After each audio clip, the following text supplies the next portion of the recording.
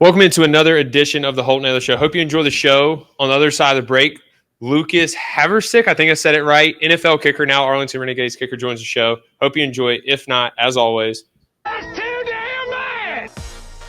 Holt Naylor turns, and Holt will take off and run himself. He's at the 40-yard line. Holt Naylor's to the 30. Look at him go! 20, 10, 5. Touchdown, Pirates! There's local politics, bud. It's showtime! welcome back in. We're still trying to figure out the remote setup, so just accept the mics. Hopefully they sound okay. Lucas, welcome in, brother. What up, dog? Let's go. So we're doing a segment, and we've already announced this on social media, called Last Chance UFL, where we just talk about UFL, and we've talked about this all fair, that like UFL, every single player has a story. In the NFL, it's like, yeah, I got drafted in the first round. I have $21 million in my bank account. UFL is like, and we'll get into your story, it's like, I went from here to here to here. Now I'm trying to get back to the NFL. So like UFL is so unique in that aspect, and we just wanted to dive into it. So just kind of introduce yourself, where you're from, and then we'll get into your NFL story too. Yeah, my name's Lucas Havrisik. I'm from Riverside, California. Played college ball at University of Arizona. I'm a place kicker. Played 5 years there from 17 to 21. And then you want me to get into NFL stuff? Yeah, let's go ahead and get into it. All Tell right. your story, then we'll kind of talk about it too. Yeah. Cool. Undrafted coming out. Went to the Colts for rookie minicamp.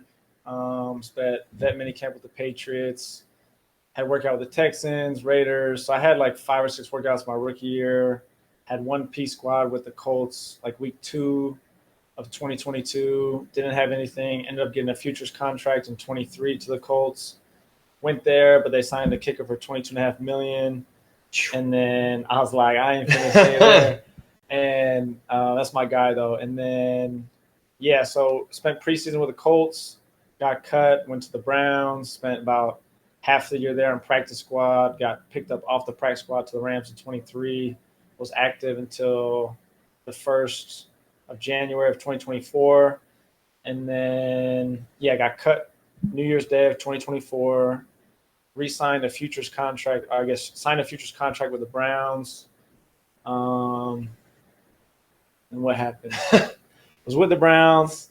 Got cut 3 times that offseason from the Browns due to some other stuff. We had 3 kickers, yada, yada, yada. And then filled in for a preseason game against the Seahawks. And then had like 6 workouts this last season. And then was with the Bills for 3 weeks on practice squad. So, yeah. Golly. Dude, so I didn't realize you didn't sign out of college. You went rookie minicamp and then went to the Patriots. Yeah, so rookie minicamp, they had 2 kickers, and one guy was coming back from injury, I think. And then they pretty much were like, we really like you, but we're just going to give this other guy a shot. And then I think I had a workout with the Texans and the Raiders in between then, and then the Patriots. I think it was right after one of them. Oh, I was supposed to go to vet minicamp with the Colts, actually. Forgot about that. But I was at a workout with the Patriots on a Sunday. I think minicamp started Monday. And then I just chose the Patriots because they invited me to stay because that was a workout. And then they invited me to stay for that minicamp. So your mindset, like going from undrafted to not signed to rookie minicamp, like what is your mindset going in? Was there ever a point? Because I like we've talked about like the mental game, especially kickers, and we'll get into it. But like, how did you go from like, what was your confidence like in that? Was it like, I deserve to be in this league, I'm gonna show how I can do it? Or was it like, dang, I really got to grind to get there? Well, if you go look at my college stats, that was kind of bum. So I didn't have I knew I was talented enough to play in the NFL. Like my college stats were what they were, but I just wanted a shot. Like I knew it was gonna be a dark horse coming out.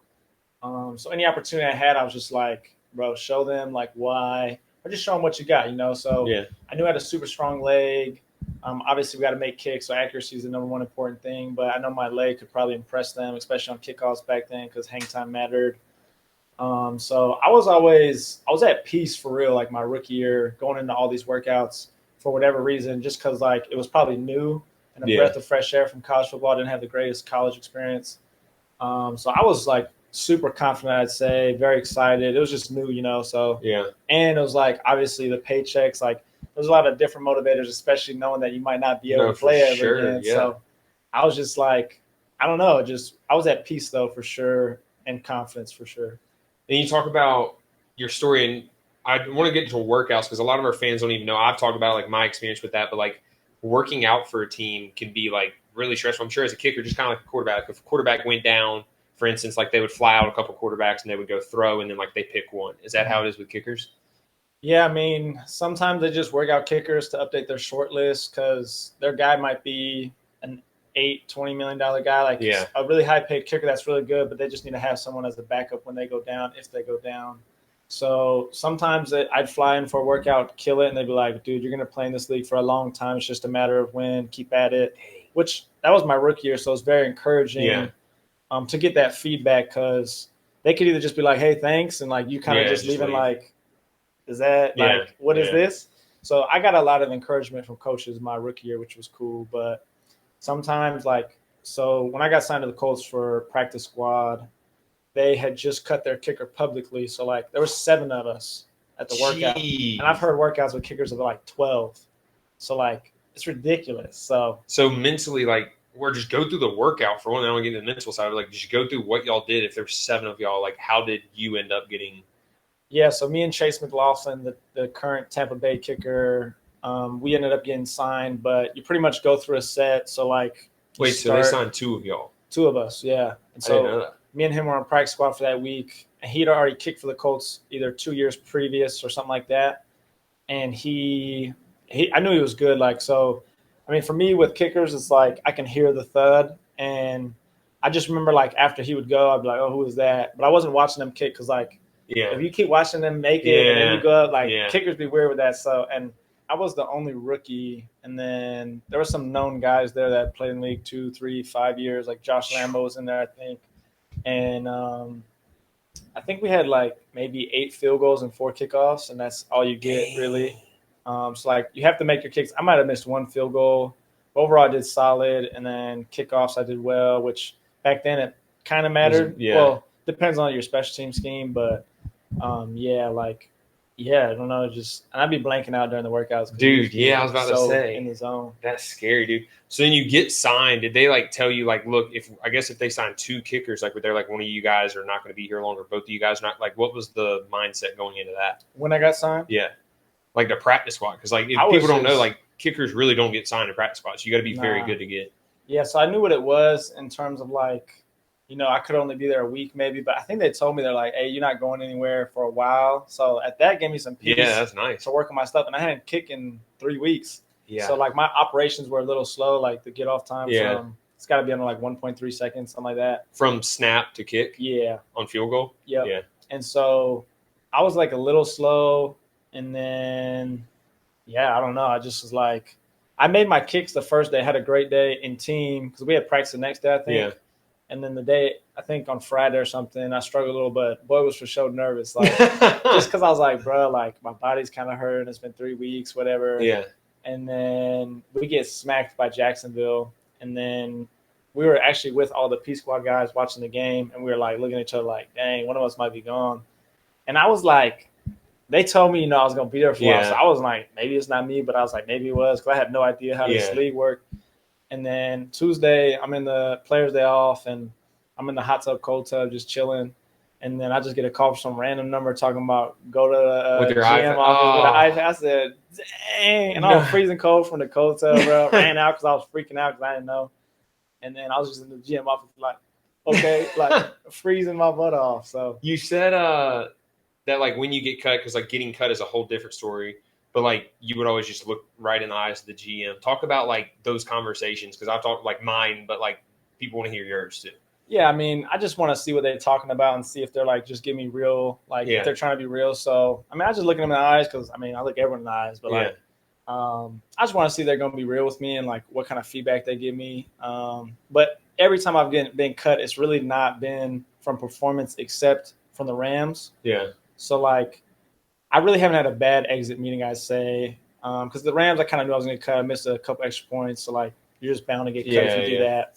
So like they were all good though. Like the GMs were all cool, and like they gave me good advice and stuff. Like it wasn't no weird stuff, or it was on me for when I got cut, or just like they didn't need me anymore on practice squad. So it was good.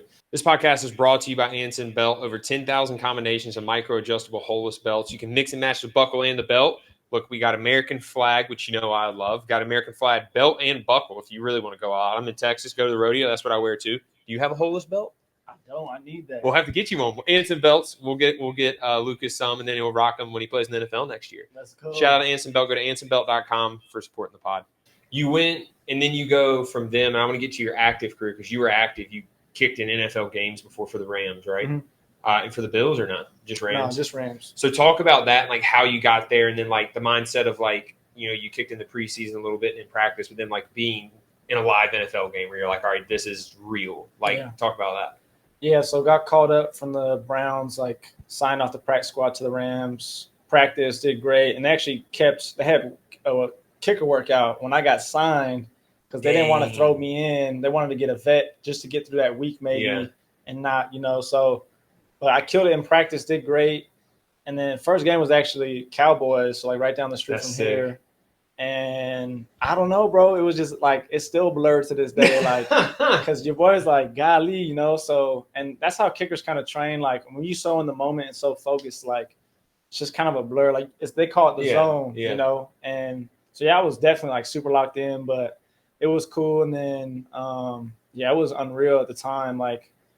After the game, maybe I kind of realized, but like it's so hard to process everything because you just like all the adrenaline and the focus, like you don't even have time to like realize what you're doing. Yeah, I always like tell people, and kicker, quarterback are a lot the same. As like if you're thinking about it, like you're already like way behind. Like you can't, you just got to go play. And like for sure, that's where people ask, like even in the locker room in the NFL is like, how was the locker room? You're like, especially when you first get there, you're like, dude, you don't have time to like really settle in. It's just like go do it or move on. Yeah, I remember Carson Wentz got signed to the Rams off, I think after our bye week. Yeah.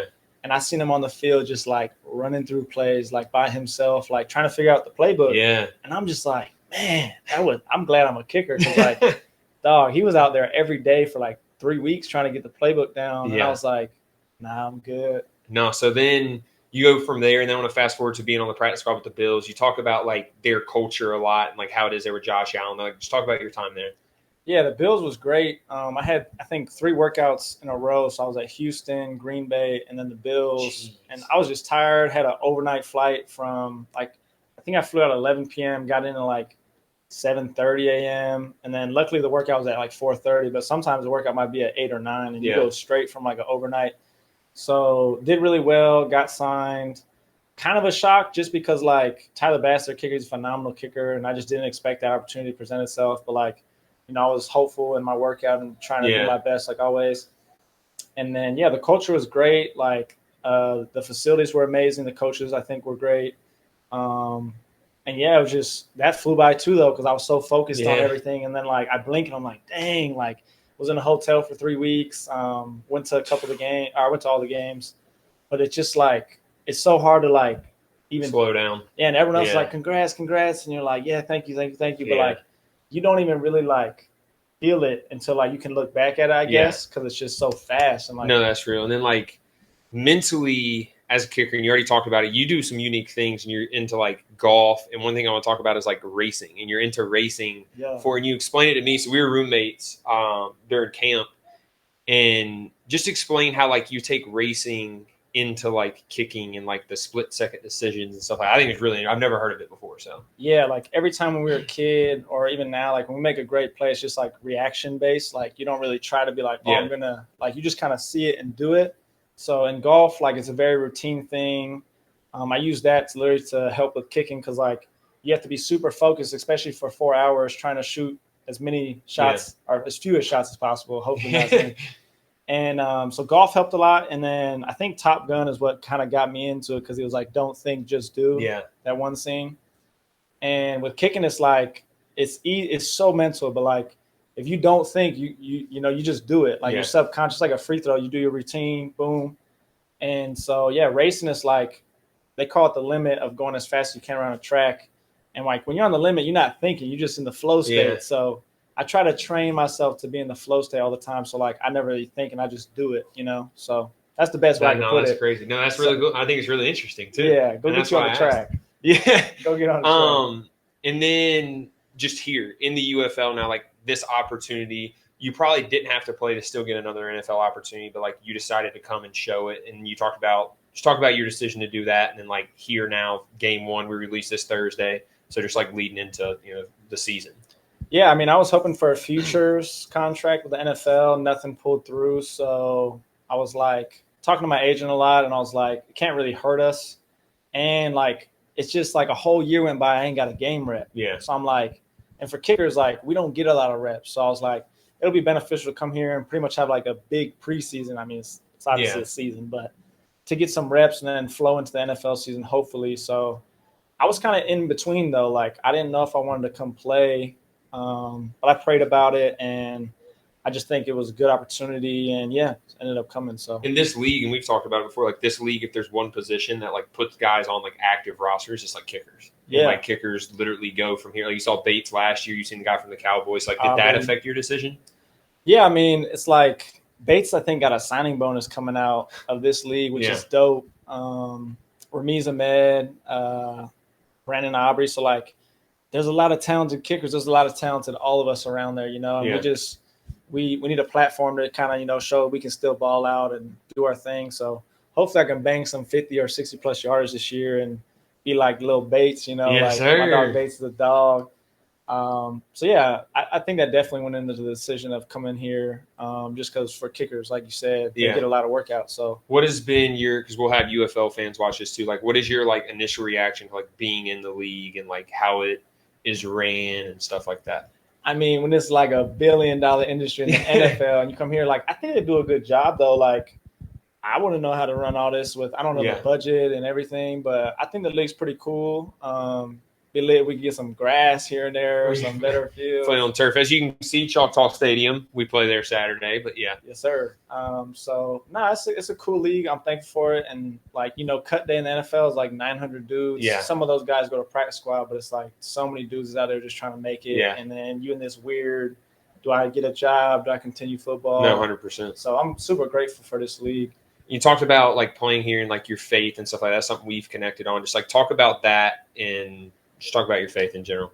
Yeah. I guess with kicking and like with pro, like people know, but like being a pro athlete so mentally like draining. Like if you just are with football, for instance, like we are, like there's so many highs and so many lows. Like, and I know faith for you and me like helps you get through it. So that's kind of what I'm. Yeah, I'd say when I was a rookie, I had so much peace from God because, like, I think I was really focused on Him in the midst of all this. Yeah. And then, honestly, when I got in the league and started playing and stuff, I got stressed out just because, like, performance and all this stuff. And then, but my eyes weren't where they're supposed to be. And so, like, I'm just thankful because God showed me that at the end of it. And it's like, I was like, man, like, regardless if I did well or not, but like my attention wasn't where I was supposed to be. Like I kind of started to worship football or like performance. And it was crazy because you don't see it in the moment. And then like you look back and like, dang, like, and my faith, like it felt like it was kind of tampered just because like my attention wasn't in the right place. So God was just showing me a lot of things, but He's super graceful. He's super patient. Really, if we play professional football or not, it doesn't really matter. Like, we're so valuable in Him. Like, His Jesus Christ's blood for us. Like, that's crazy. Like, so like that's our value in Jesus Christ. So it's like this football stuff doesn't matter, but like He's given us gifts and blessed us with a lot of stuff. So it's been cool to like just try to glorify Him through it. And I think that's a big reason now where I'm trying to shift my focus of like remember like why I'm playing football or like why I'm doing anything in life just to glorify Him. So super thankful because He's super patient and has given me so many opportunities on and off the football field. So you talked about like peace. There's like probably, I don't know, we'll get into more, we'll interview more guys throughout the season on this series, but like I feel like 10% of like pro athletes have peace because like a dude is so like up, like highs and lows. Like if you don't have something that makes you like peaceful, then like you're just going to be going through it. So glad you have Lucas Havrisik. Watch us, I think back home Eastern time is 4 p.m. on ABC, ESPN, or Fox. Not sure exact one this Saturday. Appreciate you for joining, brother. Let's go. Love.